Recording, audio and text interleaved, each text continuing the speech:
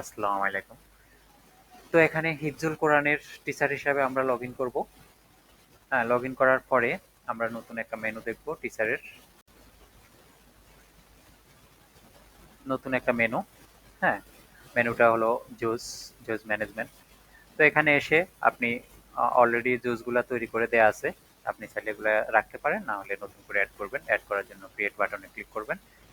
Juice create করার জন্য মূলত জুস নাম্বার দিবেন, তারপর পেজ নাম্বার, কোন পেজ থেকে কোন পেজ পর্যন্ত, তারপর ক্লাস ওয়ার্ক, স্টুডেন্টকে পড়া দেব। তো সেটা হোমওয়ার্ক মেনুতে গিয়ে আমি সার্চ দিয়ে জুসগুলোকে নিয়ে আসতে পারি, অথবা সিলেক্ট করতে পারি। এখানে সিলেক্ট করে অ্যাসাইন টু বাটনে ক্লিক করব। অ্যাসাইন টু বাটনে ক্লিক করে আমি স্টুডেন্ট চুজ করব, কোন স্টুডেন্টকে আমি এই জুসটা পড়া দেব।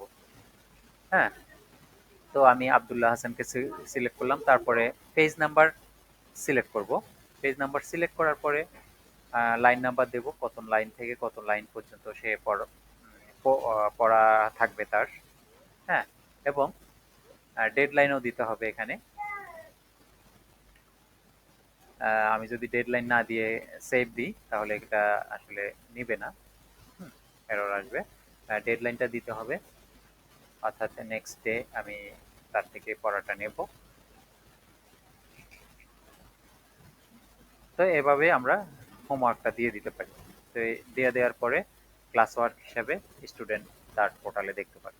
এরপরে আসছে প্রগ্রেশন। তো প্রগ্রেশনে আসার পরে আমরা দেখব এখানে কোন স্টুডেন্টের কতটুকু মানে জুজ কমপ্লিট হয়েছে, কোরআন শরীফ কমপ্লিট হয়েছে এখানে। হ্যাঁ, এখানে দেখা যাচ্ছে আবদুল্লাহ হাসান 43%। এখানে রাউন্ডেড সাইনগুলো মূলত হলো জুজ নাম্বার।